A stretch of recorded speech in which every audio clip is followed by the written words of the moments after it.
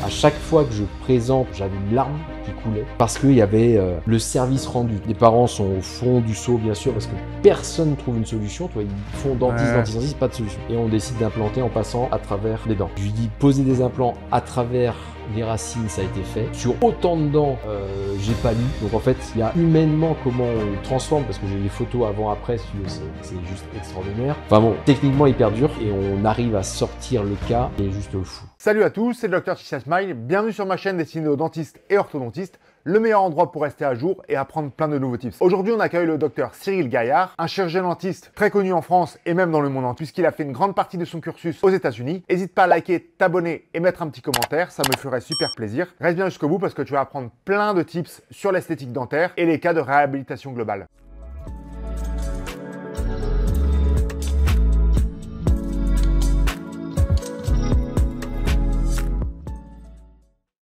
Si tu peux commencer par te présenter un petit peu ton parcours, qui tu es, pour ceux qui ne te connaissent pas. Cyril Gaillard, je suis installé à Bordeaux, je suis papa de 4 enfants. Je suis diplômé de 1998 à Bordeaux. J'ai eu une première vie de dentiste, comme j'ai l'habitude d'appeler, qui est une vie de dentiste à la campagne, où j'ai été m'installer à la campagne de 2000 à 2009. Donc je me suis installé, je me suis associé. En fait, c'est vraiment la profession médicale comme on l'imagine, basique, sans que ce soit omnipraticien, ouais, généraliste, voilà. quoi. En fait, je pars dans un cabinet à la campagne où il y avait un dentiste qui avait une 50aine d'années et qui cherchait un collab. Donc moi, jeune collab de 25 ans, j'arrive. Et puis au bout d'un an, on s'associe 50-50 dans une SM, tu vois, le truc voilà, classique. Et j'ai passé une dizaine d'années là-bas à la campagne et je me suis formé et surformé cliniquement pour amener ma pratique au niveau que je voulais, en voyageant énormément, en apprenant un peu partout dans le monde. Chicha Smile, c'est aussi des séminaires dans des lieux d'exception. Viens voir notre site, tu auras le lien en description. Ça te permet de voyager et en même temps d'apprendre, et tout ça en frais professionnels. En 2009, je me retrouve là-bas à m'ennuyer un peu, sans vraiment de challenge et de concurrence, et avec l'idée de monter le centre de formation. Ah ok, t'avais déjà cette idée. Ouais, je l'avais. Et là, tu te formais, tu te surformais en travaillant là-bas? Oui, c'est ça. En fait, je bossais et je partais, par exemple, aux États-Unis suivre des cours. J'ai suivi tout le cursus LVI aux États-Unis. Le cursus LVI aux États-Unis, je crois que c'est 14 modules. T'amènes tes patients sur place, tu traites tes patients là-bas à Las Vegas, au Las Vegas Institute. Donc je prenais mes patients, j'amenais mes patients, je traitais mes patients. Et tes patients de cabinet? Ouais, du cabinet, patients français. Ils étaient ok pour partir en fait, tu te retrouves, alors c'est des traitements assez complexes. Tu vas apprendre la théorie et en plus la pratique là-bas se fait sur patient. Mais ils te fournissent pas le patient, c'est à toi d'amener ton patient. Et donc, t'as mes patients, à un moment donné, je dis, ah, ça, c'est un cas que je pourrais traiter au Las Vegas Institute. Et donc, je dis avec le patient, je dis, bah, si vous voulez, je peux vous amener aux États-Unis et je peux vous traiter là-bas. Et en contrepartie, on fait une réduc, forcément, voilà, on prend en charge les déplacements, les avions, les hôtels. Ah ouais, logistiquement, tu prenais tout en charge. Ah bah ouais. Ah, donc en fait, c'était vraiment pour apprendre, quoi. Ah oui. Là, et il faut savoir que donc c'est 14 allers-retours, je les ai fait en 1 an et demi. Ah ouais. Donc tu calcules 14 allers-retours, 1 an et demi, et quand tu pars là-bas suivre un cours, le cours il dure minimum 5 jours. Ah ouais, ok. Donc je partais à peu près 8 jours avec le décalage horaire et le trajet pour aller jusqu'à Las Vegas. Là, t'avais déjà des enfants ou pas? Ah ouais. Ah ouais, moi j'ai eu mes enfants très très jeunes. Donc j'ai eu ma fille en 2001, un de mes fils en 2003, un autre de mes fils en 2005. Ah, ça va bien. Et le dernier en 2023. Ok. Un petit gap. Avec le dernier qui est tout petit. Donc tu vois, et donc quand je fais ça, c'est dans les années 2005, 2007. J'en avais déjà 2. J'en avais déjà 2 et le troisième en cours. Ouais, j'avais les enfants, j'ai leur mère, mon ex-femme. Bon, on en reparlera après, mais assuré énormément. Voilà, je sais pas si elle écoutera. Et elle est dentiste? Non, pas du tout. Et voilà, donc je me suis surformé, voilà. Et le moment où j'apprends ce que j'apprends au Las Vegas Institute, par exemple, c'était pas enseigné en France.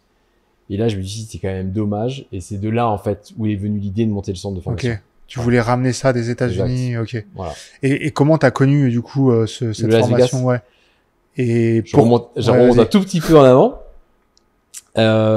Donc, à un moment donné, dans les années 2000, je pense, donc juste après la fac, vraiment, je suis diplômé en 98, en 2000, je suis un cours d'organisation de cabinet dentaire qui est donné par Hervé et Marie-Jo Buisson. Ok. Tu vois, ça te parle? Ouais, de nom. Ils sont à Chartres, ils ont un cabinet qui est ISO 9000, je sais pas combien, et ils sont tout procédure, organisation, voilà. Et donc, je fais 3 jours de séminaire avec eux, et dans ces 3 jours de séminaire, en fait, il y a un dentiste, je crois qui est parti à la retraite depuis, qui s'appelle Marc Rohr, qui avait un organisme de formation, et c'est lui qui organisait d'ailleurs le cours avec Hervé et Marie-Jo. Et Marc Rohr, on est en train de manger, tu sais comment ça se passe. Tu fais de la formation. C'est intéressant d'écouter les conférenciers, mais ce qui est super intéressant, c'est de parler le midi ou le soir, tu vois, avec tout le monde. C'est pour ça que le e-learning, c'est bien, mais je trouve... Ça manque. Ça manque. Dans le e-learning. Moi qui en plus fait du e-learning, justement, on est en train de faire du hybride, on va essayer de passer sur le hybride, parce que ce côté c'est le plus important limite. Tu t'apprends énormément. C'est clair, ouais. Et donc, je suis en train de manger, il y a Marc qui est là, et Marc dit, pour ceux qui veulent aller plus loin et tout, il semblerait qu'il y ait une formation au Québec qui s'appelle l'Académie Saint-Pierre. Je dis à Marc, ok, c'est quoi la formation? Il dit, je sais pas, mais je sais que, donc je cherche sur Internet, Académie Saint-Pierre, j'arrive à trouver un numéro de téléphone, j'appelle l'Académie Saint-Pierre au Québec. C'était un cours pour des Québécois, c'était pas international. Et donc je dis, moi je suis français, ça m'intéresse. Et en fait, à l'Académie Saint-Pierre, je crois que c'est les meilleurs cours que j'ai suivis, ça n'existe plus. Et ça a été la personne qui s'en occupait, ça a été un de mes mentors.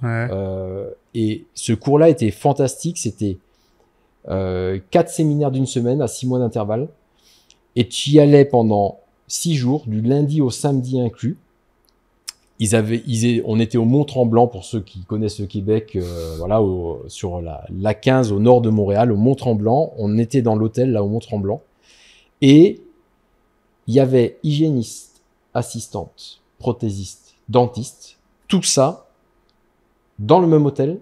Tout le monde dormait dans l'hôtel, tout le monde faisait du sport le matin ensemble, tout le monde prenait le petit-déj ensemble, tout le monde faisait le dîner le soir ensemble. On vivait en communauté, tu vois.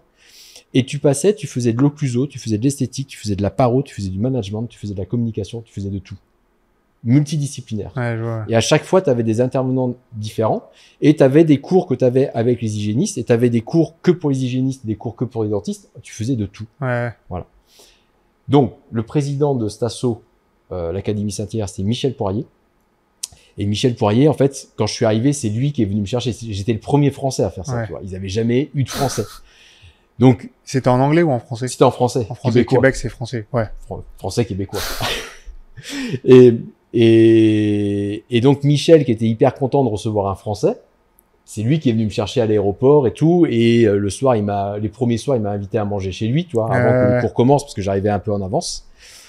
Et il m'a amené à son cabinet. Et là, donc à l'époque, ça, c'est dans les années 2003. Donc ça fait 5 ans que t'es sorti de la fac. 5 ans.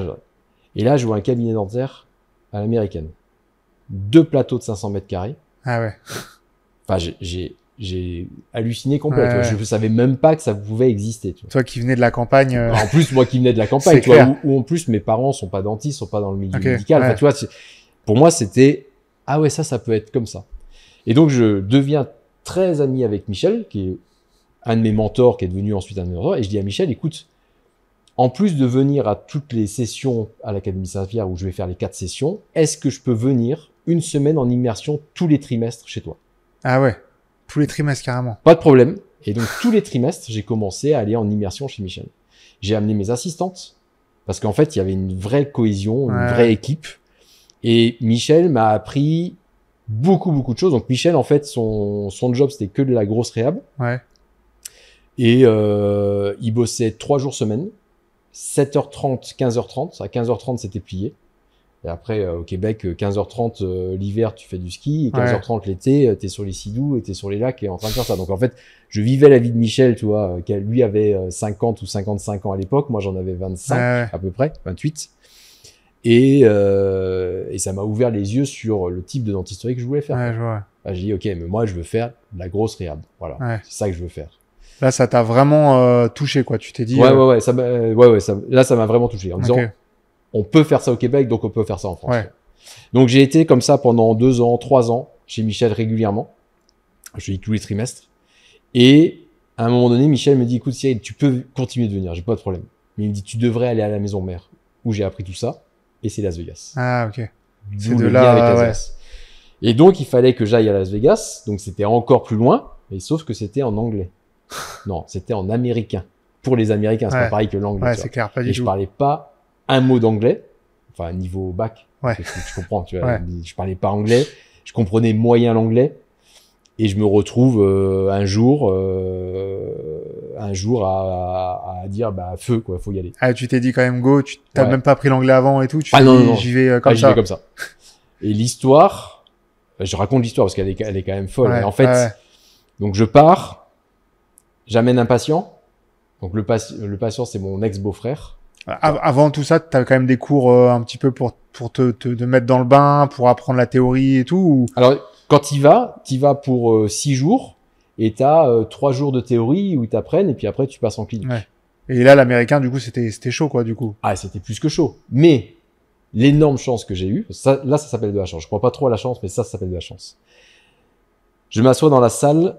Donc c'est un centre de formation. Ça n'existe pas en France, ces centres comme ça. Hein. C'est-à-dire que juste la cantine pour les apprenants, ils font 250 couverts le midi. Ah oui. Ok. Il y a des cliniques, ils ont 2 cliniques où il y a 25 fauteuils à chaque fois. Dans chaque clinique, c'est 50 fauteuils pour pratiquer. Enfin, c'est hors norme. C'est à l'américaine. À l'américaine. Et donc, on se retrouve dans l'amphithéâtre principal, niveau 1. Et je crois qu'on est une 60aine de participants, tu vois, au niveau 1. Et là, Heidi, qui est la femme de Bill Dickerson, qui est le patron du LVI, dit, ok, chacun se lève et se présente. Moi, je me décompose, je me lève, que je me présente. Ok, c'est parti. Donc, je me lève, je me présente avec mon accent français. Elle dit hyper sympa, elle dit merci d'être venu de France, j'adore ton accent et tout, merci. Hein. Je me rassois. Là, à côté de moi, un mec qui s'appelle Félix se lève, un black américain, tu vois, parfait américain, il parle et tout. Hein, il se rassoit. Il me regarde, il fait Cyril en français, il me fait Cyril, c'est un problème. Je parle français, je peux te traduire. Ah ouais. Ok, tu viens d'où, Félix? Et en fait, Félix vient d'Haïti. Et pour fermer la parenthèse, j'ai adopté un enfant d'Haïti. Ok. Donc en fait, je me retrouve avec quelqu'un haïtien, naturalisé américain, mais haïtien. Moi, étant allé en Haïti, on n'est pas nombreux à aller en Haïti. Si tu veux, la connexion a été vite faite. Et Félix, je lui dis, écoute, je te lâche pas, t'es mon binôme. Je lui dis ça, je te lâche pas, t'es mon binôme. En fait, tu me sauves, quoi. Et il me dit ok. Et à un moment donné, Félix vient me voir pendant les 6 jours là. Il me dit Cyril, je reviens le mois prochain. Niveau 2. Ah ok. Et tu as prévu les 14 niveaux quand? Oh, il dit dans 1 an et demi, j'ai tout fini. Ok. Là, tu t'es dit, je suis obligé, quoi. J'y vais. Sinon, je vais stresser à chaque fois. Quoi. Et donc, en fait, j'ai signé tous les cours. Et il te traduisait ou à la fin t'arrivais quand même un petit peu? En fait, ça a été vite. Ouais, ah ok. C'est que derrière, en fait, je me suis dit, bon, ok, faut se remettre à l'anglais sérieux. Donc derrière, je me remets à l'anglais. Et puis après, déjà l'anglais technique, médical, ça quand même se ressemble beaucoup. Le seul moment où c'était plus compliqué pour moi, c'est dans les moments off où les Américains se marrent entre eux et sortent des expressions que t'apprends pas. Et que ça parle très vite, tu vois, où ils se font des blagues entre eux et tu captes pas la blague. Bon, mais ça, c'était pas grave. Le cours en lui-même, Michel Poirier au Québec m'avait déjà tout appris en français. Donc, je connaissais déjà toute la technique. Donc, quand l'Américain m'expliquait, je savais où il voulait m'amener.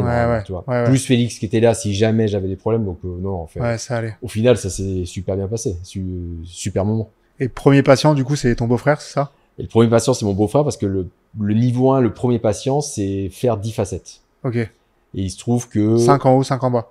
Non, 10 en haut. 10 en haut. Ouais. Ok. Et il se trouve que... C'est déjà solide, hein.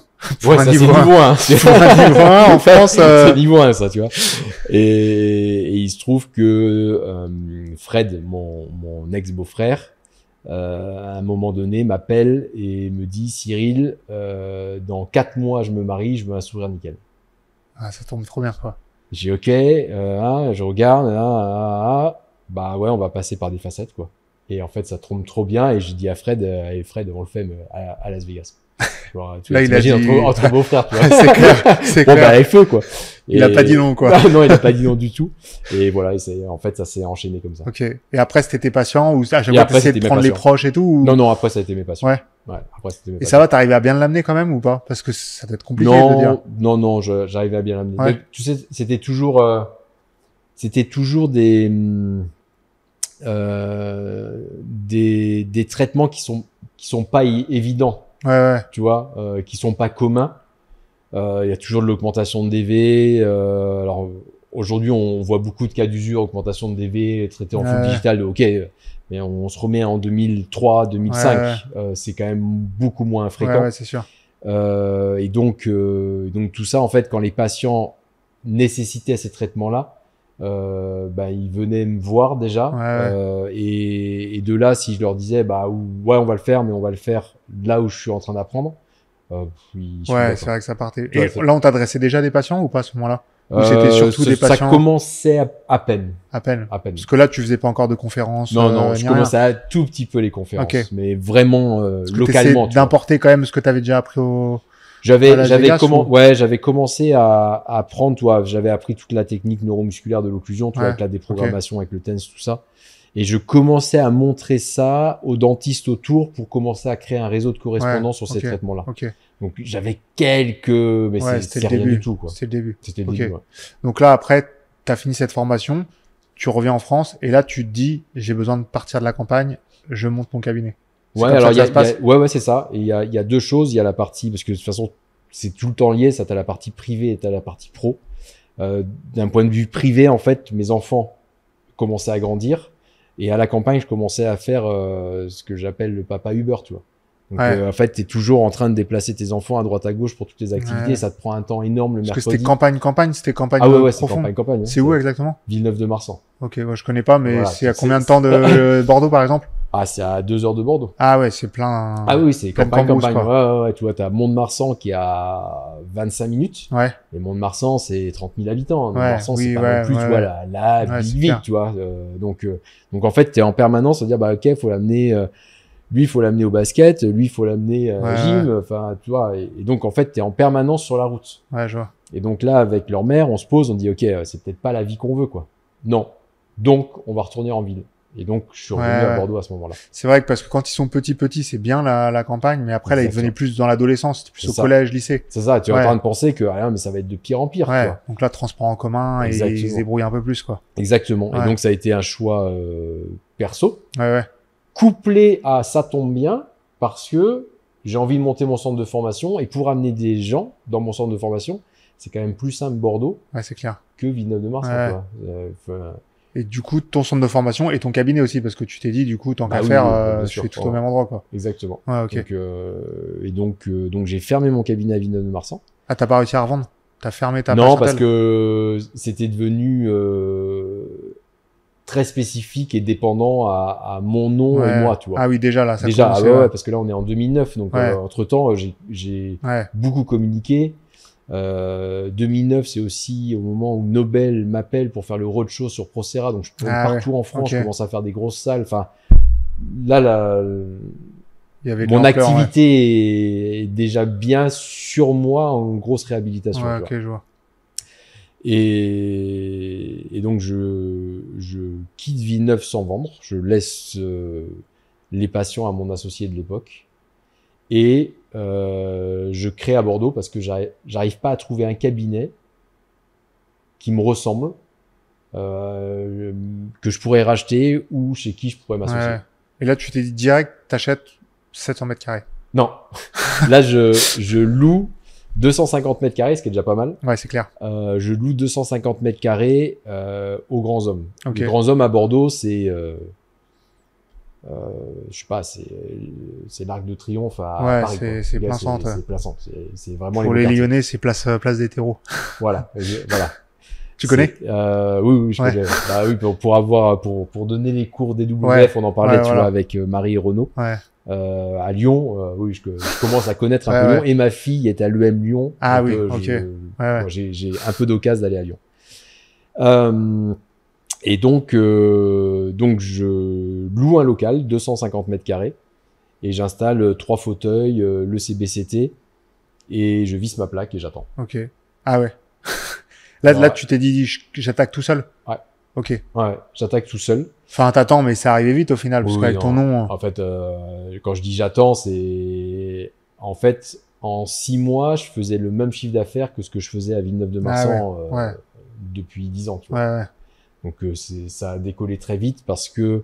Alors, j'avais mis tout en place une stratégie de communication. Déjà, j'avais un site internet. Aujourd'hui, enfin, ceux qui vont nous écouter là, bah ouais, mais comme beaucoup. Mais sauf qu'à l'époque, j'étais le 2e à Bordeaux à avoir un site internet. Ah ouais, déjà rien que ça. Donc, rien que ça, il y avait pas de site internet. Donc, j'étais le 2e à avoir un site internet. Ensuite, il y avait pas Doctolib encore à l'époque. Ah non, pas du tout. Ouais, parce que maintenant. Maintenant, tu vois, t'as Doctolib. Enfin, bon, faut se remettre dans l'époque. Il y avait pas de site internet pour les dentistes. C'était pas du tout démocratisé. J'étais le 2e. Il y avait pas Doctolib et j'avais toute une stratégie de communication à inviter des conférenciers internationaux à Bordeaux pour parler en étant à côté d'eux. Okay. Donc j'ai commencé à faire venir Paolo Malo. Donc, Paolo Malo est venu en 2009. Il a parlé du Holland-Fort. Il m'a présenté comme le spécialiste du Holland-Fort. Donc derrière, il y avait 150 dentistes dans la salle. Ah oui. Donc j'ai des dentistes qui m'ont adressé du Holland-Fort en suivant. Ça, c'est parce que tu avais fait déjà ton cursus aux États-Unis, donc tu avais un réseau pour amener les conférenciers après en France. Oui. C'est ça. Oui. C'est pour ça que tu as réussi à... Mais des conférenciers, enfin, comme j'ai beaucoup voyagé et suivi beaucoup de cours, dans mon téléphone, il y a des noms de tous les grands conférenciers que tu pourrais imaginer. Paolo Malo, voilà, je contacte. Eric Van Doren, j'avais fait des cours avec lui, donc Eric, je l'invite. À l'époque, j'invite Bernard Toiti, Pascal Magne, Michel Magne, voilà, Kochman derrière, enfin tu vois. Ouais, tous les gros tous les gros en fait, voilà, je les appelle et je leur dis est-ce que vous voulez venir parler, je vous invite à Bordeaux, donnez-moi vos honoraires, on organise le truc, voilà. Donc ça a été toute ma stratégie de communication, d'amener les gros conférenciers pour amener des dentistes dans la salle, pour être à leur côté et être... En fait, quand tu fais ça, c'est parce que tu veux partager une technique, c'est une chose, mais en stratégie de communication, c'est aussi que tu es affiché comme expert parce que tu les as invités et que tu les connais. C'est sûr, c'est clair. Donc ça m'a énormément lancé là-dessus. Et c'est à ce moment-là où il y avait peut-être pas Instagram non plus. À ce moment-là, il n'y avait pas Instagram parce que je crois que j'ai commencé Facebook, donc c'est bien avant Insta. J'ai dû commencer Facebook en 2013, 2014. Parce que après, t'as commencé tôt Instagram, tu disais aussi. En fait, j'ai commencé assez tôt Facebook. J'étais un des premiers dentistes sur Facebook. 2012, je crois, j'ai dû commencer Facebook. Et derrière, dès que Insta est sorti, ça a été assez facile parce que mes enfants grandissant, c'est eux qui te montrent, le seul truc. Alors, pour te dire où je me suis arrêté, c'est que Facebook c'est ok, Insta c'est ok. Quand c'est arrivé TikTok, là j'ai déconnecté. Mais j'ai dit, t'as bien fait parce que moi j'y suis, c'est pas du tout. Là j'ai dit, c'est pas pour moi. C'est juste pas pour moi. Snapchat, tu vois, il y avait des aussi. Conneries. Mais Snapchat c'est parti pour les dealers, les trucs comme ça. Ça j'y suis pas. TikTok c'est des conneries. C'est des conneries. Il y a pas d'apprentissage vraiment, tu vois. Et Insta c'est pour les dentistes, pour la communauté dentistes, franchement. Un peu LinkedIn quand même. Ouais, j'y suis beaucoup, mais plus sur la partie consulting, coaching. Mais il y en a un peu plus, tu vois, je pense plus les spécialistes ou les endos, tu vois, un peu plus comme ça, mais non TikTok. Moi, j'y suis, mais pour les conneries. Enfin, juste pour développer, pour m'amuser, mais j'ai de la connerie, quoi. Et ça marche comme ça. Ça marche? Ouais, ça marche de fou. tu fais un truc, tu dis, je sais pas, j'ai une patiente, j'ai un mec, il est tatoué de partout de la tête aux pieds, tu vois. Et il lui manque les 2 dents de devant. Je lui dis, est-ce que vous voulez que je le remplace? Il dit, non, c'est grave stylé, enlevez-moi les deux d'à côté pour plus avoir dedans. Tu vois, ce genre de conneries, je raconte ça, et ça explose, quoi. C'est le genre de truc, naze, quoi. Mais bon. Je sais plus où j'en étais. Ah oui. Du coup, t'as quand même une appétence à sortir des sentiers battus parce que commencer tôt le site internet, partir aux États-Unis, Tout ça, est-ce que ça a été toujours un petit peu inné ou pas? Oui, je pense que oui. J'aime pas faire comme les autres. Voilà. Et j'aime pas faire comme les autres. Donc, je fais quelque chose et j'essaye d'être en avance. Et une fois qu'on me rattrape, je change de direction. Ok. Voilà. J'aime pas faire comme les autres. Et tu vois le cabinet que tu vois là. Aujourd'hui, le cabinet m'ennuie. Ah ouais. Et pourtant, tu vois le cabinet et je pense que tu te dis, je vois pas comment tu peux t'ennuyer là. C'est clair. Mais le cabinet m'ennuie et je vais te dire pourquoi le cabinet m'ennuie. C'est que quand j'ai créé ça à Bordeaux en 2017, j'étais le seul. Ouais. Et aujourd'hui, je suis plus seul. Ah, ok. Donc ça m'ennuie, je suis en train d'imaginer autre chose, je suis en train de faire d'autres choses. Voilà. C'est pour ça que tu vas sur plusieurs autres activités. Alors j'ai des autres activités parce que j'aime les autres activités professionnelles. Mais après, parce que je me connais, tu vois, j'ai 50 ans. Il y a des cycles aussi, tu vois. Et mes cycles, c'est à peu près 7-9 ans. Ok. Et quand tu regardes le cabinet, là, on est à 8 ans. Ah ouais. On va attaquer la 9e année. Il est pas parfait. De toute façon, je pense que la perfection n'existe pas, donc il sera jamais comme parfait. Tu dis, en fonction des cycles, tu vois. Mais voilà, je suis en train de m'ennuyer du cabinet là. Donc je suis parti et je suis en train d'inventer autre chose et ça va pas longtemps, ça devrait sortir. Ah ouais. Et je suis sur autre chose. Et puis les gens vont me copier. Tu peux en parler ou pas sur un autre cabinet ou sur Non, oui, sur d'autres cabinets en fait. Je suis en train ça fait 3 ans que je bosse dessus en fait. Je veux monter le premier réseau libéral de dentistes premium. Okay. C'est-à-dire, je veux grouper des salariés comme ça a été fait en pharmacie, comme ça a été fait dans le labo d'analyse médicale, les radiologues, les vétos dernièrement. Ça n'a pas été fait en dentisterie et je suis persuadé qu'on doit pouvoir faire ça. Ouais. Et donc, je bosse dessus avec les avocats depuis 3 ans et là, ça va sortir. Ok. Donc, ce sera un réseau pour dentistes par rapport au coût, par rapport au protocole, par rapport au... Ouais, en fait... Comme une franchise, en gros. Comme une franchise. On n'a pas le droit, Conseil de l'ordre, on n'a pas le droit d'appeler ça une franchise. Donc pour que ce soit simple à comprendre. Pour que ce soit simple à comprendre. T'amènes un process avec des coûts, avec comme une franchise, quoi. Comme une franchise. En fait, si tu regardes le cabinet ici, on a une expérience patient. Enfin, tu vois, tu rentres, je t'ai expliqué comment ça fonctionne. Tu as une expérience patient. On a le laboratoire de prothèses. On a une structuration de ressources humaines avec des secrétaires, des chargés de patientèle, des assistantes. Chacun à sa place, chacun sait qu'est-ce qu'il a à faire.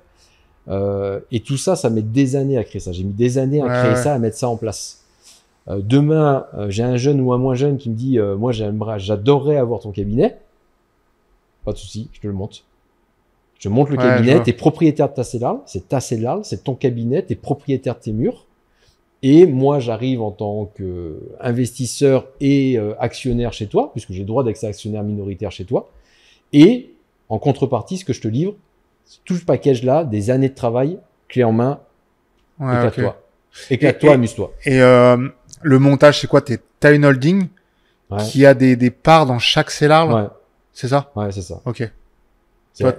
Ta holding, c'est ta société? Ouais, c'est ça. Et t'as des parts dans... Ouais. Ok.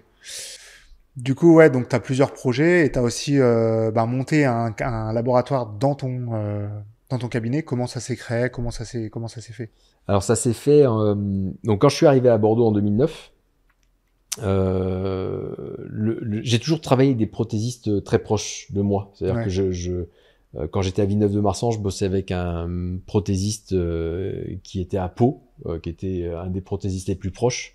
Et donc, j'ai toujours eu un échange très très proche avec les prothésistes à aller dans le labo, prendre le temps d'aller dans le labo. Voilà, c'est pas juste j'envoie une empreinte et j'attends la couronne et je mets la couronne.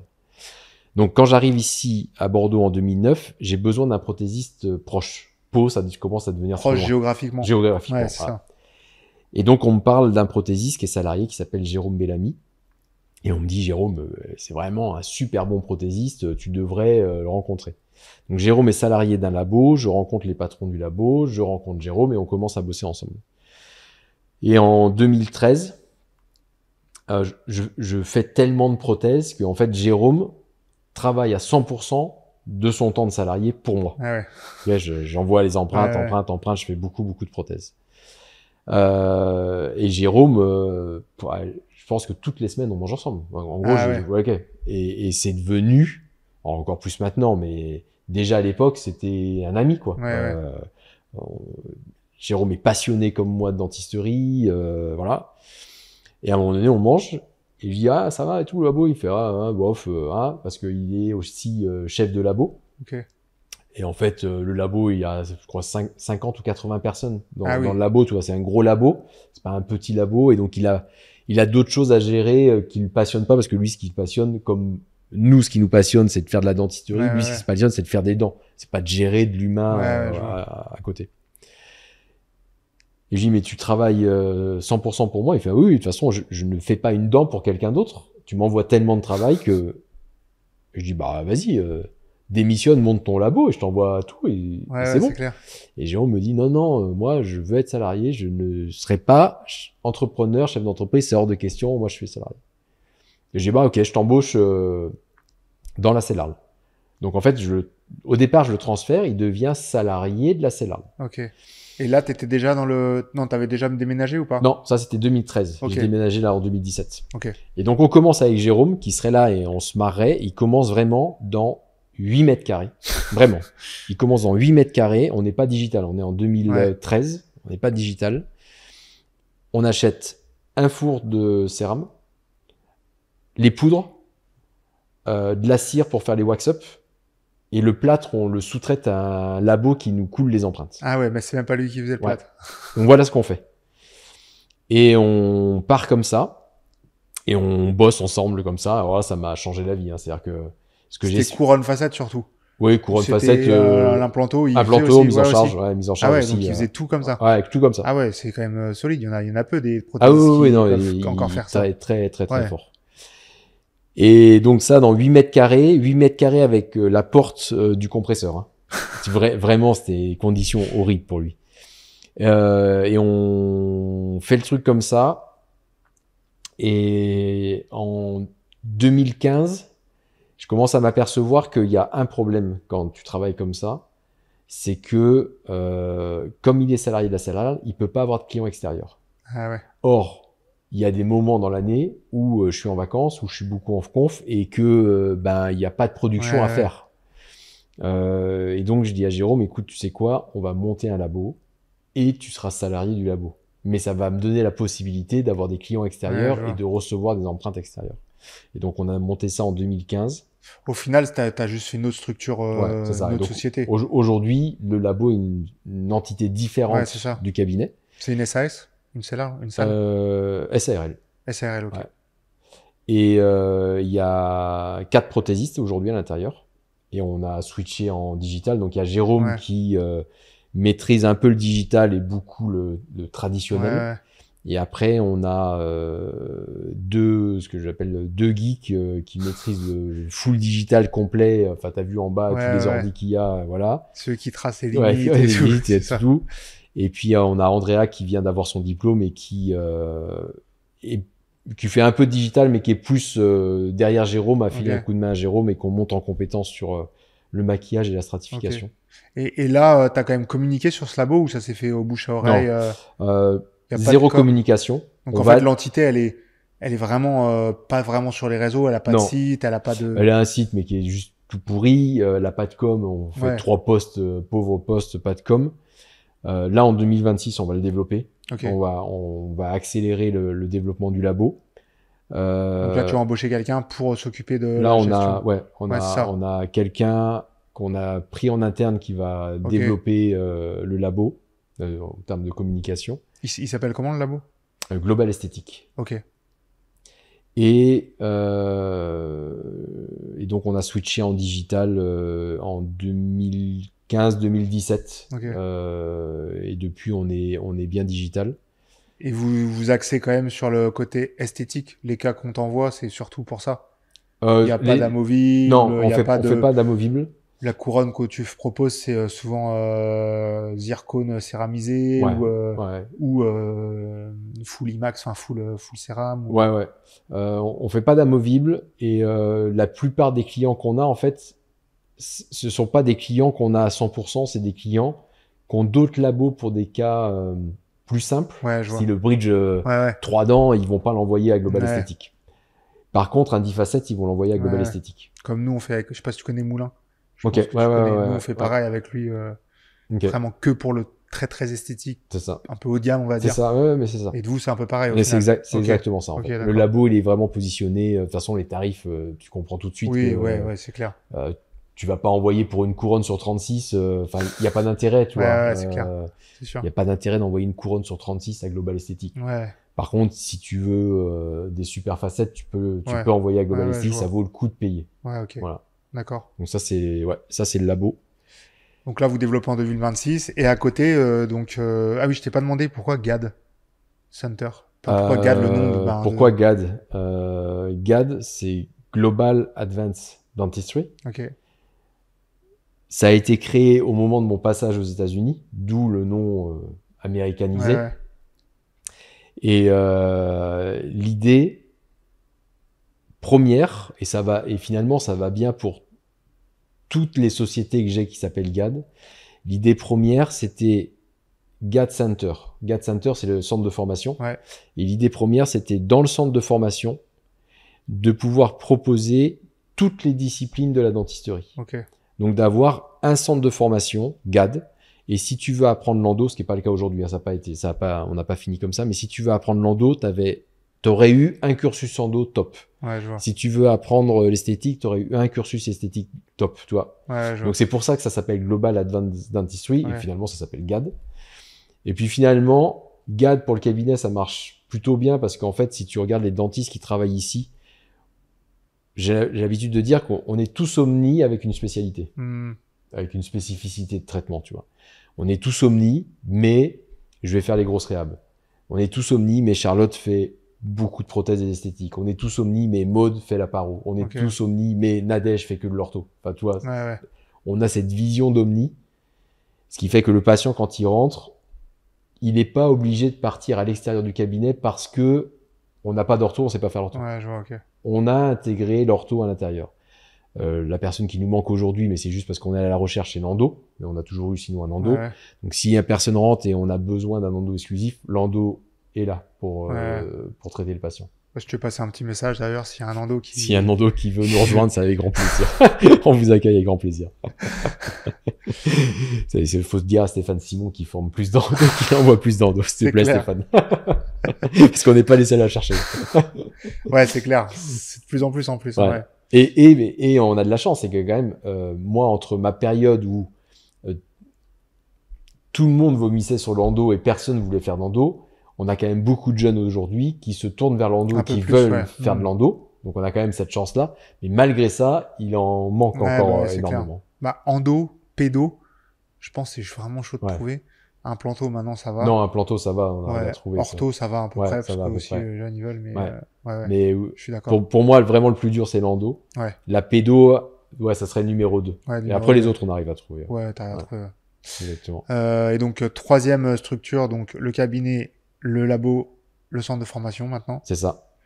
Et après, vas-y, si on peut parler du centre de formation. Le centre de formation, en fait, donc, créé en 2009.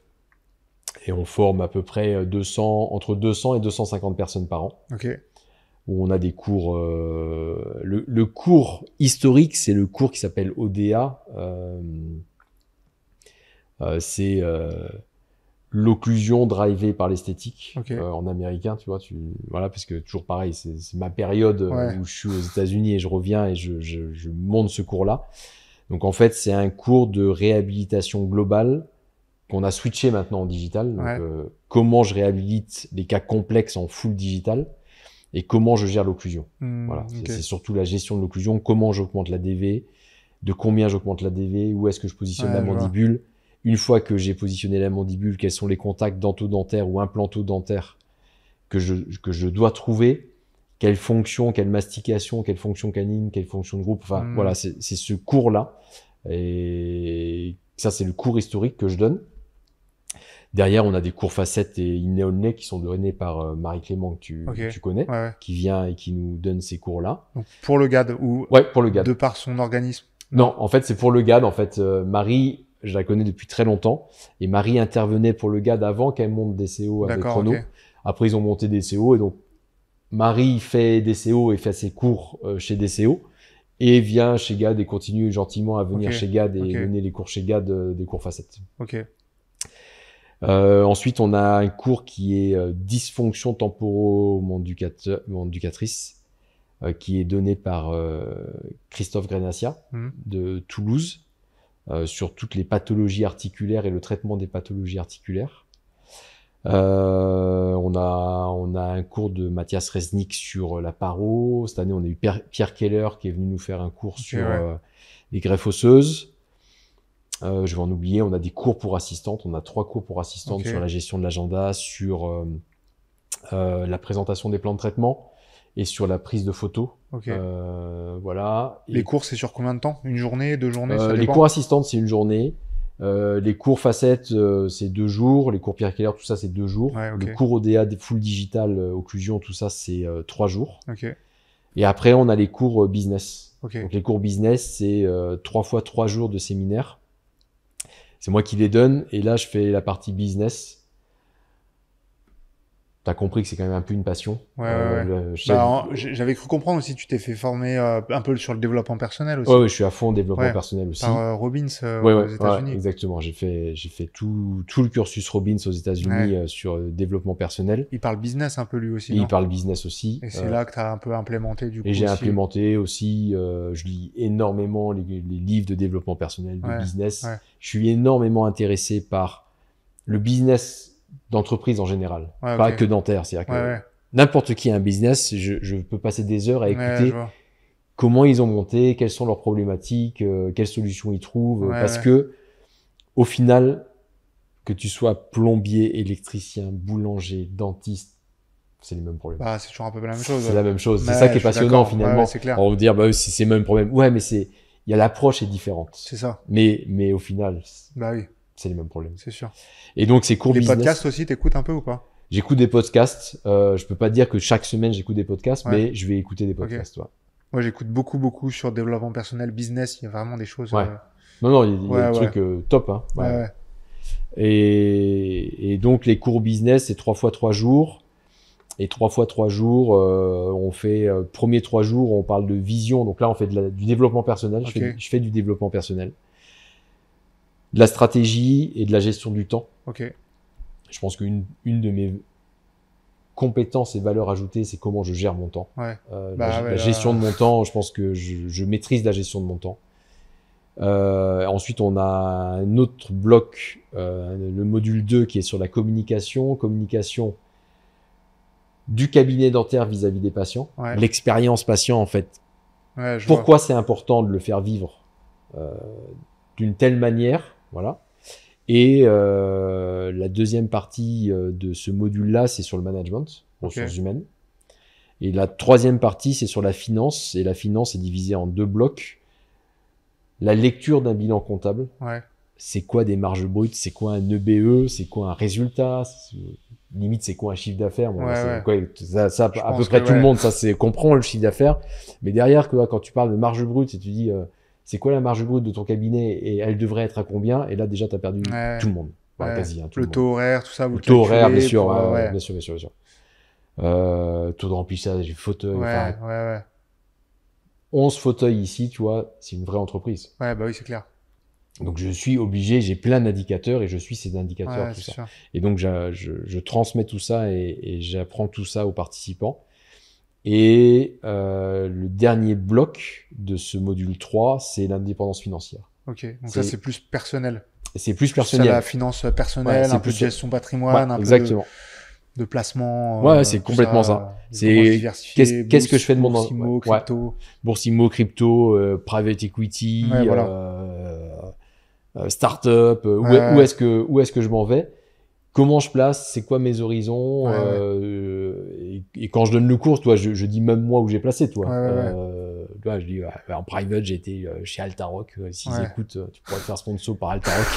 Altaroc, si vous m'écoutez, je vous envoie beaucoup de monde. Non, enfin, tu vois, j'explique tout ça. Pour ceux qui me connaissent en conférence, ils diront que, en fait, j'ai pas de tabou, je raconte tout. Ouais. Toi, Bah, de toute façon, je le vois bien. On a fait un Déjà, off, là, toi, là, ouais. on a fait un off, on a coupé et je t'ai raconté C'est des clair. trucs et voilà, je raconte Même tout. là, tu fais voir le cabinet, tu Ouais. montes vraiment tout, ouais. Je monte tout parce Tu sais que ça, c'est rare quand même. Hein. je sais que c'est rare et Ouais. moi, ça m'a toujours énervé. Et j'ai toujours considéré que la personne qui ne montrait pas, c'est qu'elle ne faisait pas ce qu'elle te racontait. Sûrement, ouais. Ouais. Donc, quand les gens viennent chez moi, c'est tout ouvert. Il y a rien de caché. Et on fait tous les mêmes erreurs. Mon prochain livre, tu vois, je l'ai pas encore écrit, mais j'ai déjà le thème, c'est toutes les erreurs que j'ai faites. Je vais lister et je vais raconter toutes les conneries que j'ai faites. Et j'en ai un paquet. Ça veut pas dire que ça m'a planté. Ouais, c'est sûr. Ça m'a ralenti, ça m'a fait réorienter. Mais pourquoi je vais écrire ça? Parce que, en fait, tous les gens que je coach, parce que là, dans la boîte de consulting, qui est la dernière boîte dont on va parler après. L'avant-dernière. L'avant-dernière, oui, si on parle du paddle après. Un petit peu. Un petit peu. On accompagne beaucoup de cabinets et on a tous les mêmes problèmes.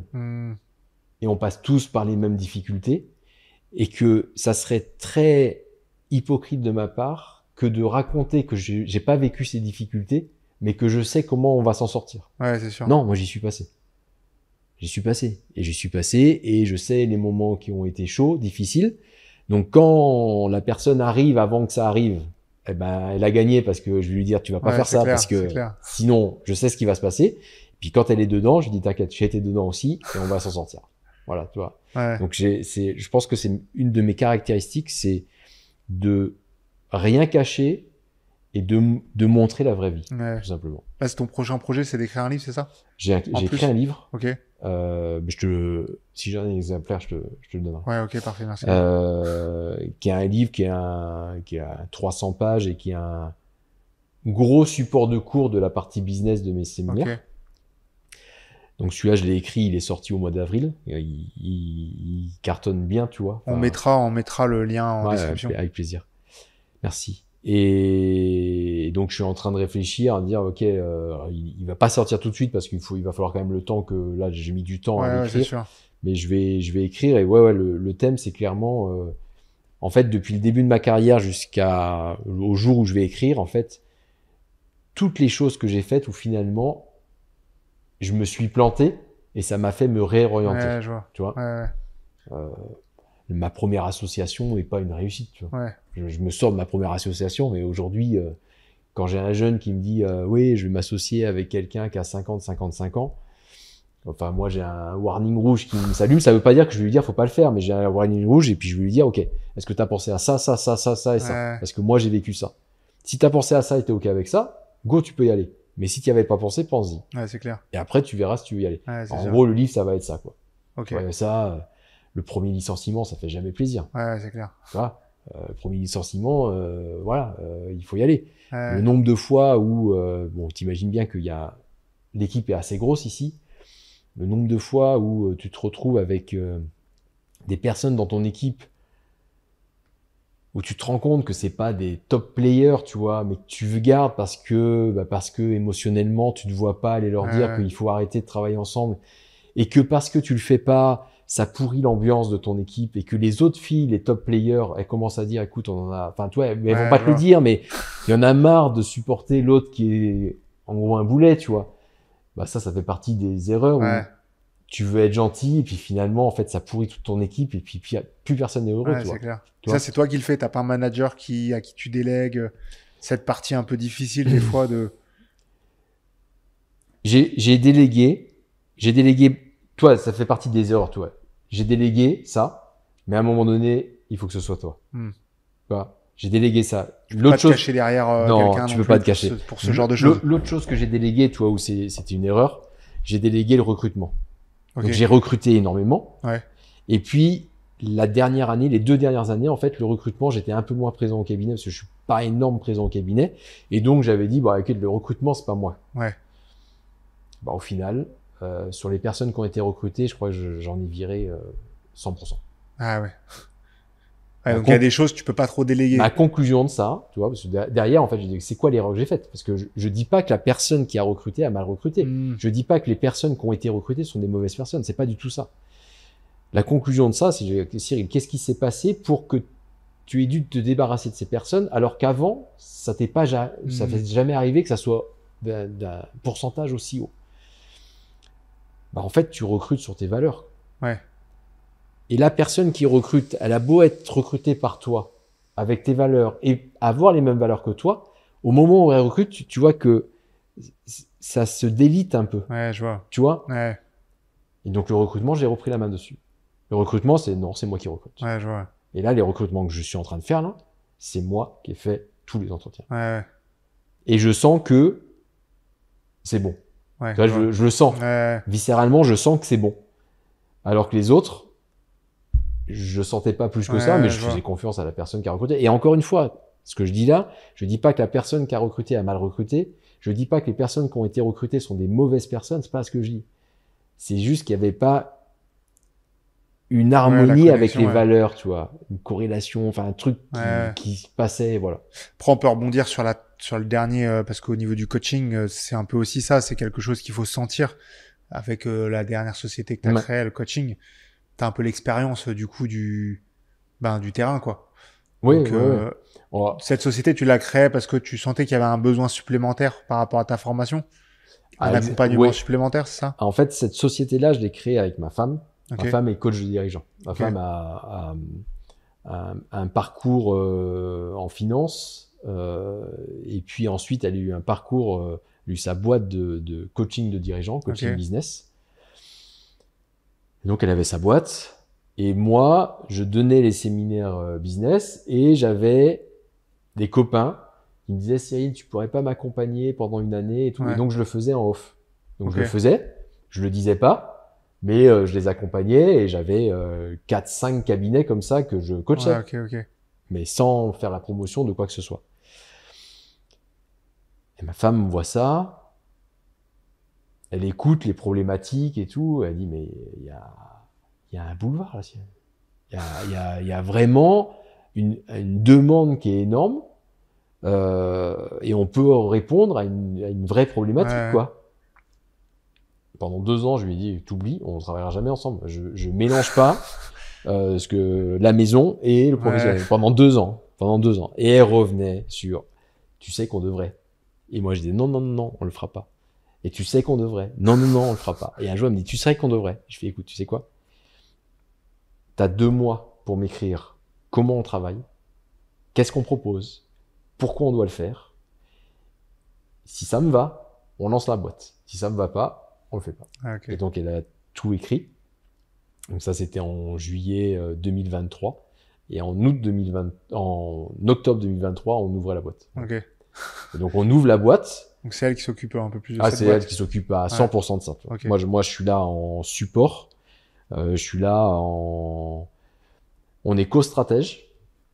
Elle est là en accompagnement coaching. Parce que de toute façon, c'est son job au départ, un coaching de dirigeant, tu vois. Et moi, je suis là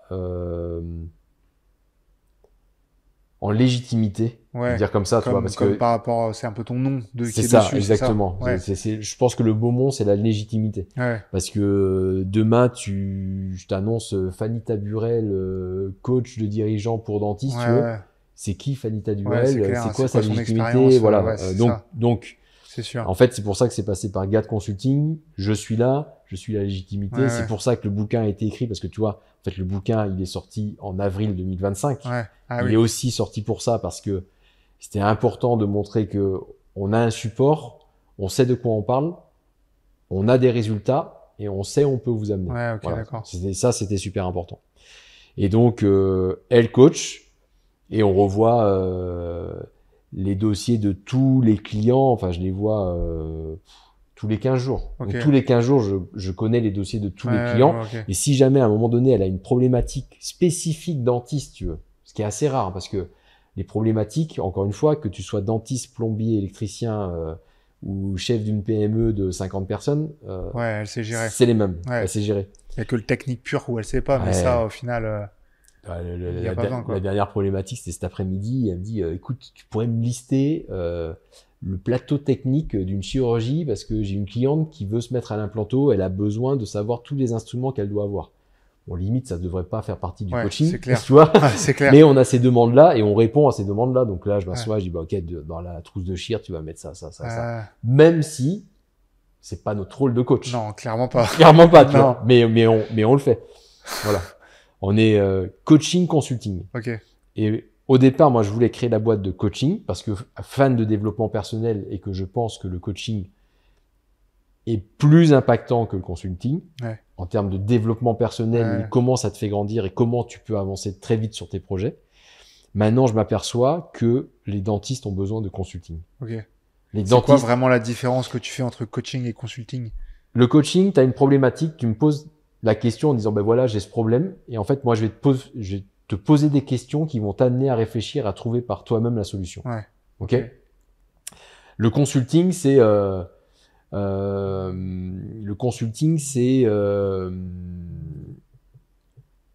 je vais faire pour toi, je vais implémenter pour toi. Okay, j'ai aucun indicateur financier de mon cabinet, il me faut un suivi des indicateurs financiers, je vais faire tous les tableaux Excel pour toi. Ah ouais, limite, je vais remplir les tableaux pour toi. Ouais, et tous les mois, je vais débriefer avec toi où est-ce que tu as été bon, pas été bon, et je vais te dire le mois prochain ce que tu vas devoir faire exactement. Tu vois ce que je veux dire? Je vois la différence. Ouais. Tu vois la différence? Donc, on a les deux casquettes, on joue sur les deux casquettes. La casquette, elle est quand même un peu, des fois, la limite, elle est... Ah, mais limite, elle est faible. T'as pas de limite. Voilà, c'est juste toi qui décides. Parce que quand je coach et que je vais poser les questions pour que la personne trouve les réponses, moi, la réponse, je l'ai. Ouais. Mais c'est plus puissant que toi, tu trouves la réponse par toi-même que moi, je te donne la réponse. Ouais, c'est clair. Mais, donc, des fois, les gens, ils ont envie d'être un peu plus maternés, quoi, en quelque sorte. Mais on est une profession où on aime bien petit A, petit B, petit C. Et je donne l'exemple toujours du collage. Tu vois, quand tu fais du collage, on va pas te coacher sur le collage. Ouais. On va te faire du consulting sur le collage. Microsablage, etching, rinçage. Tu vois ce que je veux dire? Tac, tac, tac, tac, tac. Et tu vas coller comme ça. Et toi, tu appliques et ça marche. Et t'es content. Bon, ben, le consulting, c'est ça. Ouais, je vois. Tu fais ça, tu fais ça, tu fais ça, tu fais ça. Et ça marche et t'es content. Ça, c'est le consulting. Et puis, des fois, c'est le coaching. Le coaching, on va plus le retrouver sur, si on me dit, Cyril, moi, ton cabinet me fait rêver, je veux le même cabinet que toi. En fait, je vais pas lui expliquer petit A, petit B, petit C, tu vas faire comme ça. Ouais. Parce que la première question, c'est pourquoi tu veux ça. Ouais. Parce que tu sais pas tout ce qu'il y a derrière, tout ce qui est caché derrière. Qu'est-ce que tu veux vraiment, en fait, dans ta vie? C'est ça, le temps, si tu veux plus de temps, plus de notoriété, plus d'argent, plus de machin. Exact. Je vois, je comprends. Tu vois. Parce que si je passe pas par cette phase ça, c'est du vrai coaching. Qu'est-ce que tu veux faire de ta vie? Parce que si je passe pas par là, et si je lui donne petit A, petit B, petit C pour avoir ce cabinet-là, ah ben ça se trouve, il y a une grosse déprime ou burn-out à la fin parce que il dit mais putain, mais je pensais pas que j'avais tout ce travail à faire et je pensais pas que ça allait impacter autant ma vie et voilà. Ce que je dis souvent en fait dans mes séminaires et quand je coach, c'est quand vous avez un projet, il y a 4 points à analyser: temps, pensée, énergie, argent. Okay. Quel temps ça va me demander et est-ce que j'ai du temps libre pour ça? Penser comment ce projet va me polluer la tête, mes pensées. Ok. T'as un projet, enfin t'as des projets, tu sais comment t'es obsédé par ces projets et t'y penses tout le temps. Donc si t'as pas de bande passante dans ta tête là, parce que c'est déjà plein, tu vas exploser. Ouais. Donc il faut que tu libères un petit peu de place dans ta tête pour avoir soit du social, soit du sport, soit de la famille, soit tu te débrouilles quoi. Ouais. Énergie. Est-ce que t'es en pleine forme? Est-ce que tu dors bien? Est-ce que tu manges bien? Est-ce que tu fais du sport pour être full énergie, que tes batteries sont bien au vert là, tout en haut? Parce que quand tu vas faire le projet, ça va t'épuiser. Ouais. Donc si déjà ta batterie elle est basse et que tu t'en lances sur le projet, tu vas te planter. Et l'argent, c'est combien d'argent le projet va me demander et est-ce que je suis prêt à dépenser cet argent? Ouais, je vois. Si t'es dans le vert partout, feu, tu peux y aller. Cool. Ok. Si t'es pas dans le vert, tu peux y aller. Mais il faut que tu saches que si t'es un peu bas en énergie et que tu veux avoir un énorme projet, à un moment donné, il va falloir recharger les batteries. Ouais. Donc là, tu préfères que les curseurs, ils se restabilisent un petit peu et tu dis go. Je pense que oui. Enfin, dans le coaching, tu vois, je fais réfléchir là-dessus. Tu fais réfléchir là-dessus, ok. Ouais, je vois. Ouais, ça parle, ouais. Ça, c'est Tony Robbins qui t'a un peu... Tony Robbins, ouais. Après, j'ai beaucoup de lectures. En fait, parce que Tony Robbins, c'est le mot vraiment, enfin, le nom qu'on connaît le plus dans le coaching, je pense. Ouais. C'est le mec, Tony Robbins, parce que gros communicant, C'est puis il ça. fait des salles énormes, et puis le charisme, quoi. Ouais, c'est ça. 2 mètres, Ouais, c'est pas ça. combien de kilos, enfin voilà, la voix, comme ça. Toi, ça t'a vraiment impacté quand tu as fait avec lui? Ah ouais, ça m'a impacté. Ouais, ça m'a vraiment impacté. Ça m'a impacté. Bah tu vois, Tu conseilles quoi?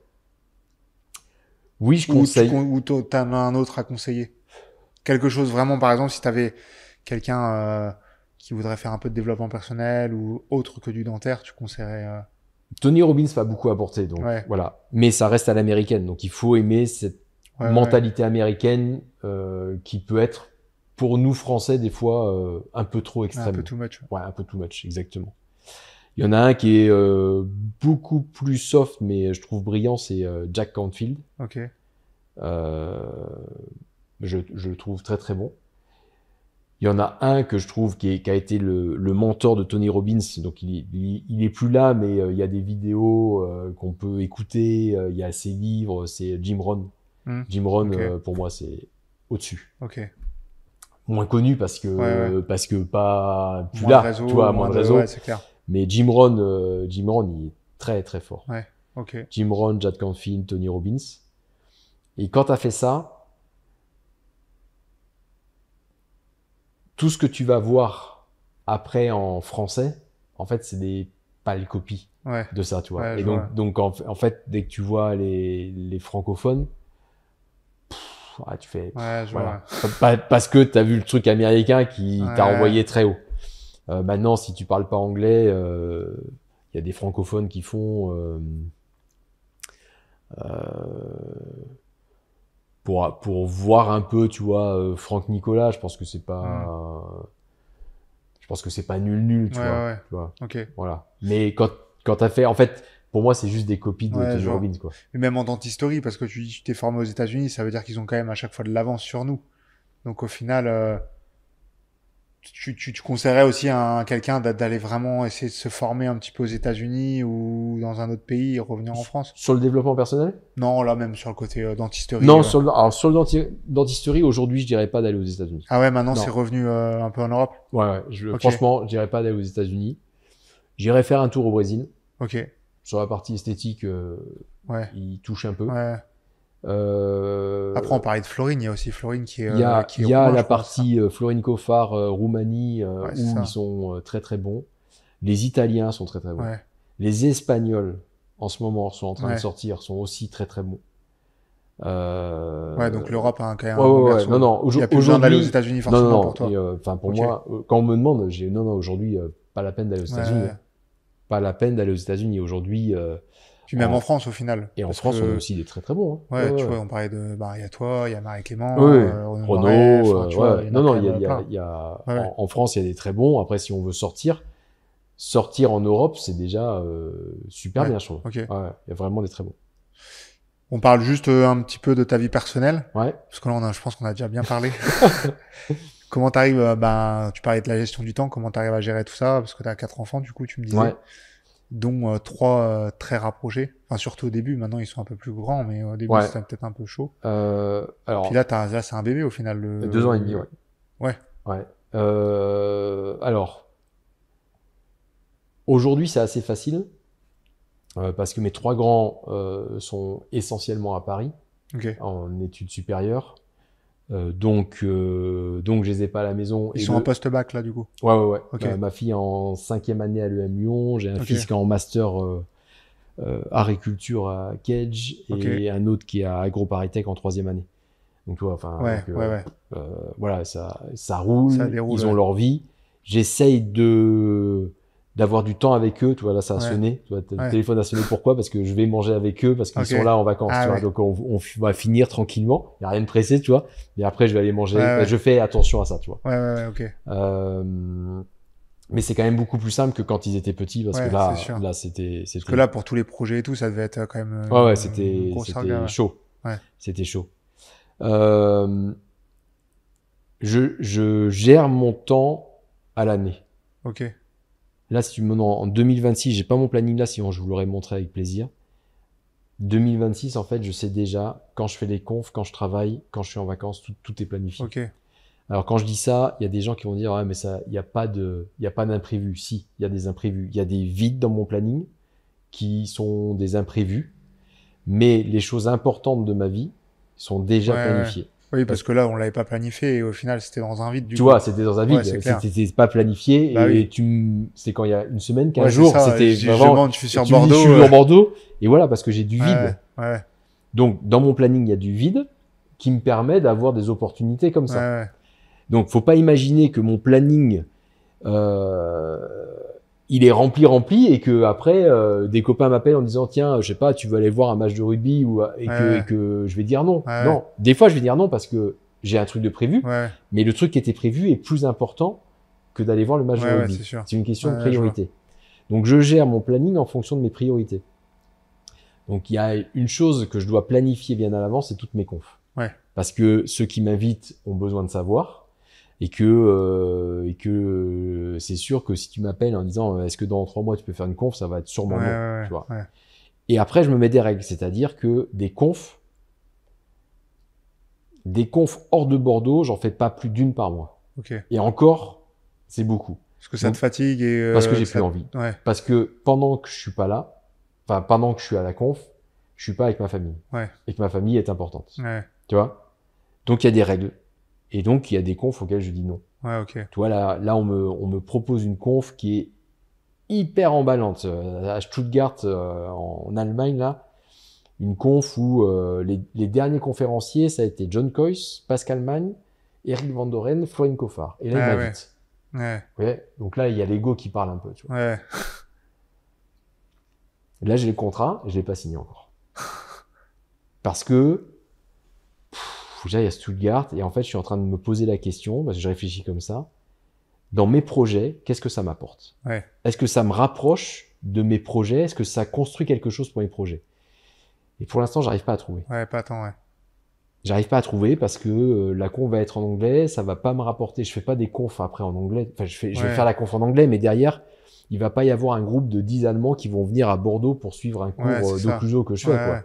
Puis même s'ils me demandaient, je vais pas faire 3 jours d'occlusion en anglais, j'en ai pas envie, tu vois. C'est clair. Donc, et donc, tu vois, c'est typiquement, je l'ai là, il est en attente, ils attendent que je le signe. Toutes les semaines, ils me relancent en disant, bah, ok, tu peux me renvoyer le contrat. Mais j'ai pas décidé. Donc, je gère mon planning comme ça. C'est quoi mes priorités par rapport à mes objectifs? Et je laisse du vide pour les imprévus. Et dans mes priorités, ce qui est planifié aussi, c'est le temps que je dois passer avec mes enfants. Donc ma fille, tu vois, qui va finir sa 5e année à Oslo, elle part à Oslo le 1er janvier. C'est planifié que en janvier et en juin, je débarque à Oslo, 1 pour visiter la Norvège que j'ai jamais visité et 2 pour la voir. Mais c'est planifié déjà. C'est sûr. Parce que si je le fais pas, j'aurai pas le temps. C'est clair. Parce que dans mon planning, tu sais comment ça se passe, ça va se remplir de petites choses qui finalement une fois que tu l'as fait, tu te dis mais en fait pourquoi je l'ai fait quoi. Ça a quel but de faire ça Donc je gère mon planning comme ça. Donc mon planning est annuel et régulièrement je le regarde un peu de loin avec les différentes couleurs et je m'assure que les couleurs que je vois sont bien les couleurs qui sont importantes pour moi. D'accord. Perso, professionnel et professionnel quoi, tu vois. Je travaille pas 4 jours, 5 jours par semaine avec mes patients. C'est pas l'objectif numéro 1. Et j'ai une dentisterie que aujourd'hui j'appelle dentisterie passion-plaisir. C'est tout. C'est tout ce qui m'intéresse. Passion-plaisir. Si je prends pas de plaisir, j'y vais pas. Je le fais pas. J'ai des associés, je vais passer le cas à mes associés et ils seront très heureux. Et moi, je serais très heureux de faire de la dentisterie passion-plaisir. Juste traiter les gens et les cas que j'ai envie de traiter. Donc ça, c'est pour la dentisterie. Pour le centre de formation, c'est pareil. Je vais pas accepter, comme j'ai juste expliqué, n'importe quelle conf pour n'importe quelle conf. J'ai juste envie de faire les confs qui m'amusent. Et pour le coaching, consulting, c'est pareil. Et pour le labo de prothèse, c'est un peu à part parce qu'en fait, ça tourne tout seul. Après, tu gardes aussi de la place pour le sport. Tu disais que tu faisais un peu de sport, du paddle, donc. Et après, je garde, et dans mes priorités, tu vois. Dans tes priorités. Dans mes priorités. Dans mes challenges, ce que je raconte dans quelques podcasts, un de mes challenges, c'est de rentrer en équipe de France des plus de 50 ans en paddle. Ah ouais. Okay. Ok. Ouais. Donc, je m'entraîne pour, je mange pour, je fais les tournois pour. Enfin, tout est fait pour. Ouais, ouais. Parce ça, c'est un de tes objectifs numéro 1, du coup. Ouais, dans ma vie, Dans ta vie. c'est Parce que c'est l'objectif quand même numéro 1. beaucoup de sacrifices. C'est beaucoup de sacrifices, Ouais, tu vois. Par exemple, au mois de décembre, je vais m'enquiller 3 week-ends de tournois pour aller gratter les points, pour gratter des places, parce qu'il faut que je sois classé à un certain niveau pour pouvoir rentrer dans les 3 premiers des plus de 50 ans, tu vois. Je suis pas loin, mais il me manque encore un peu. Donc, c'est des sacrifices. Ouais, c'est clair. C'est un peu comme si tu veux courir un marathon, à un moment donné, il faut que tu t'entraînes. Bah oui. Donc, sûr. tu le mets sur ton planning. Bon, moi, c'est pareil. Donc, pour le sport, pour le sport, c'est ça. Ouais, voilà. ok. D'accord. Pour le sport, c'est ça. De toute façon, tes objectifs, tu les définis à l'avance et en fonction de ça, après, tu crées ton planning à l'année. C'est ce que tu dois expliquer dans tes. C'est exactement ce que j'explique dans le cours. Le premier module de la partie business, c'est vision. Qu'est-ce que vous voulez faire de votre vie? Et moi, j'ai pas de réponse pour vous. Pas toi, je leur dis, c'est le séminaire, il est fait pour vous. Bah, donc, tout ce que vous allez réfléchir, écrire, rêver, j'ai aucun jugement. Vous pouvez m'écrire ce que vous voulez. J'ai aucun jugement. Et donc, ils travaillent là-dessus. Et donc, moi, régulièrement, tous les ans, j'essaye de prendre 1 journée, 2 journées à me poser et à réfléchir qu'est-ce que je veux faire. Ok. Je vois. Pour finir le podcast, j'aime bien demander une petite anecdote un peu difficile, un cas difficile ou quelque chose vraiment qui t'a marqué dans ta carrière un peu. J'en ai technique, soit. Ouais, j'en ai un il y a quelques années qu'on a fait avec Jérôme. C'est un jeune patient à l'époque, il a 17 ans, 18 ans. Maladie génétique qui fait que ses dents définitives ne sortent pas. Ah oui. J'ai oublié le nom de la maladie. C'est une maladie Renaud Noiret. On a traité un autre cas ensemble avec Renaud Noiret et Renaud en a traité un aussi. Un genre d'amélogénèse ou un truc comme ça. Ouais, c'est ça. Donc en fait, tu as toutes les dents définitives, mais qui sont dans l'os et qui ne descendent pas du tout. Toutes. Il est édenté. Oui, au final, parce qu'en fait, ces dents de lait, au fur et à mesure, s'abîment et donc il est édenté. Et donc, on a ce patient qui arrive. Depuis l'âge de 12 ans, il est suivi au CHU et en fait, il a rien. Donc, en fait, ce gamin, il sourit, tu vois que de la gencive. En fait, il sourit, c'est que du rose, avec 2 dents de lait qui doivent rester. En bas, il doit lui rester 3 dents de lait. Ils ont mis une barre sur les 3 dents de lait en accrochant des dents pour essayer d'avoir des dents. En haut, ils ont fait un complet, mais en fait, comme il y a l'os qui ressort, si tu veux, qu'il est en pro-alvéoli, en fait, le complet, c'est encore plus énorme, donc il n'a pas de dents. Enfin, voilà. Les parents sont au fond du seau, bien sûr, parce que personne ne trouve une solution. Tu vois, ils font dentiste, pas de solution. Donc, je reçois le patient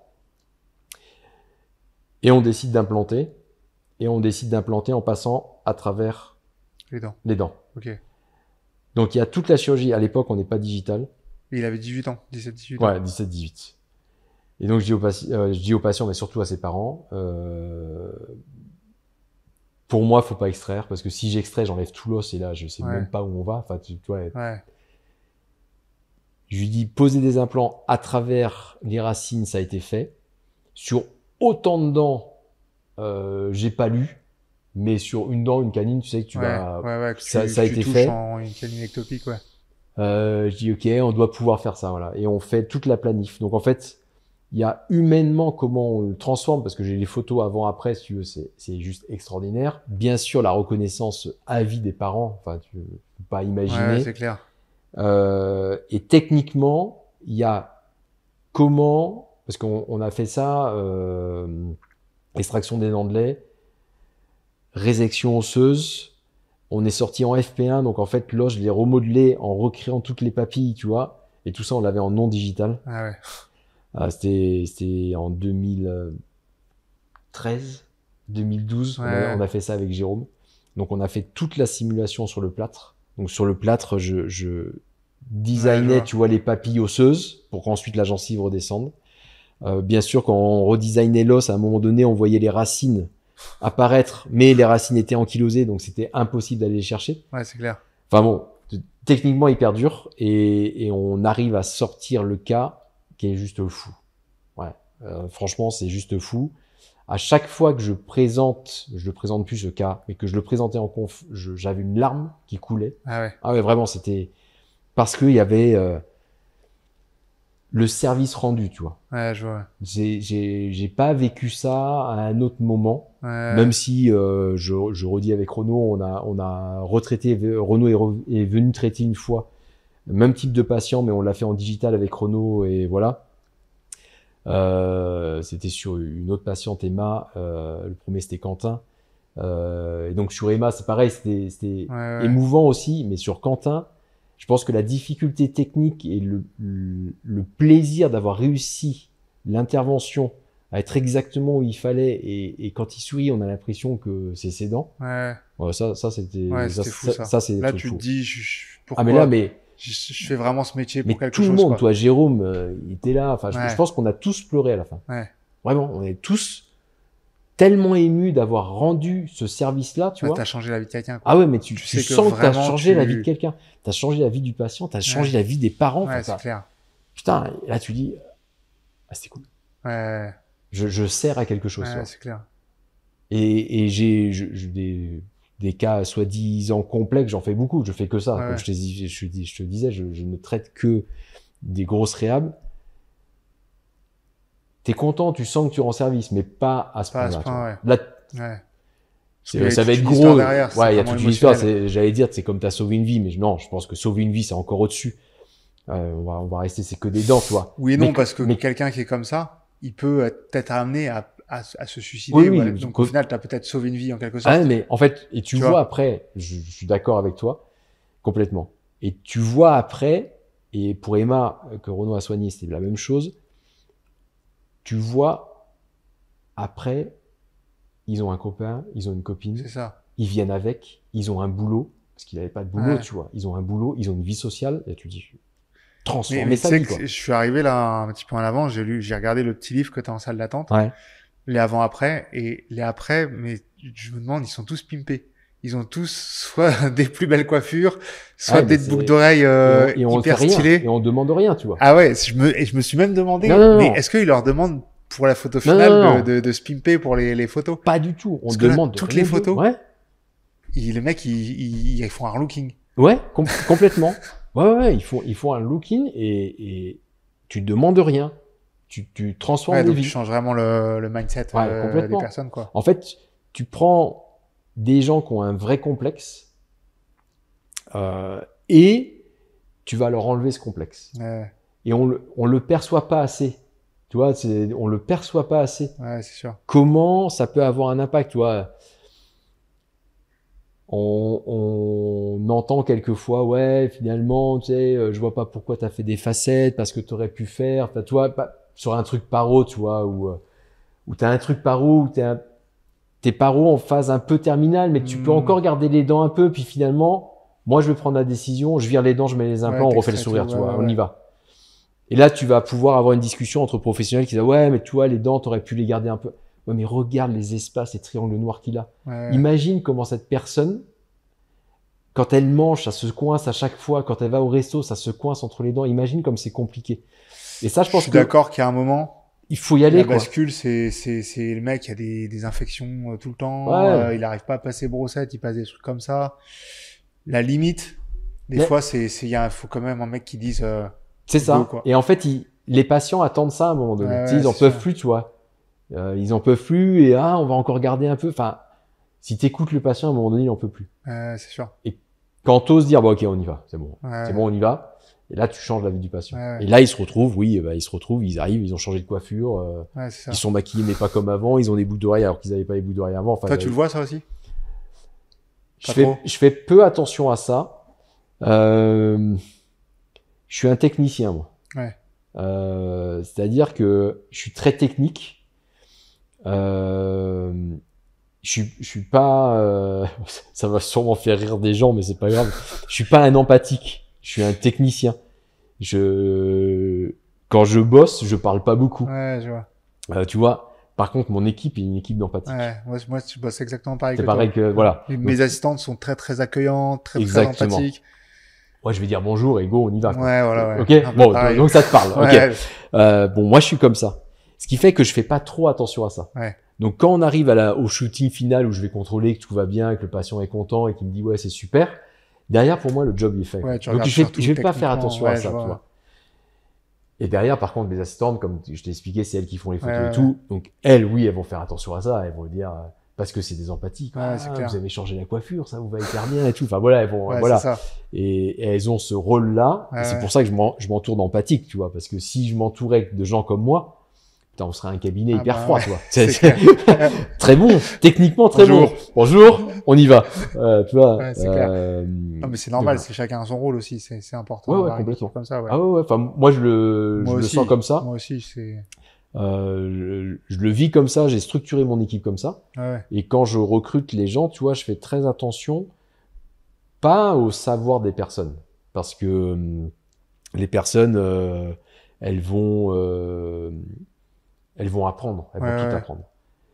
Par contre, leur personnalité, savoir si c'est plutôt un analytique, plutôt un promoteur, plutôt un empathique, ça m'intéresse parce que je veux les positionner au bon poste. Ah, t'as fait la formation disque, c'est ça? Alors, j'ai pas fait disque, mais j'ai fait Processcom. Ah, bah, moi aussi, j'ai fait Processcom. Bah, en fait, Fanny, avec les chez GAD Consulting, elle a la formation Processcom pour pouvoir faire passer le Processcom au cabinet dentaire. On l'a fait avec ma femme, on a fait le premier niveau.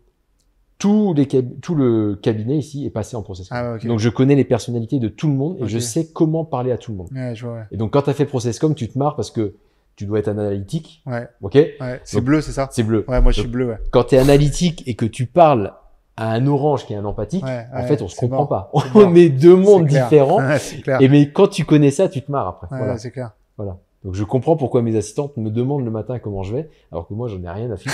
Moi, ce que je veux, c'est juste travailler. Ouais, c'est ça, pareil. C'est pareil, voilà. Ouais.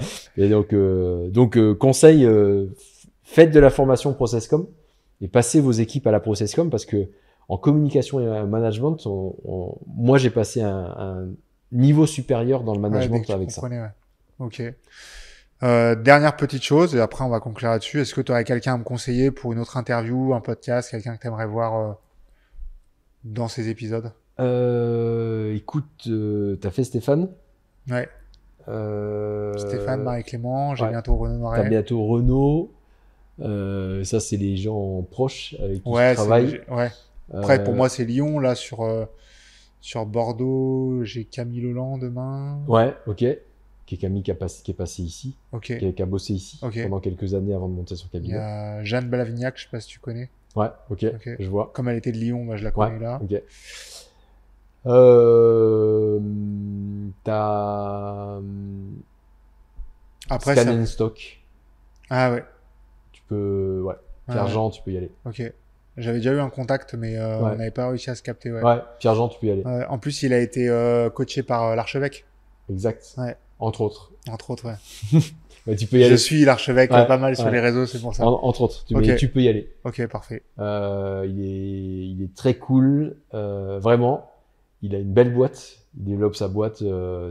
C'est dans le dentaire, mais tu vois, c'est pas un cabinet. Il a son cabinet aussi en paro.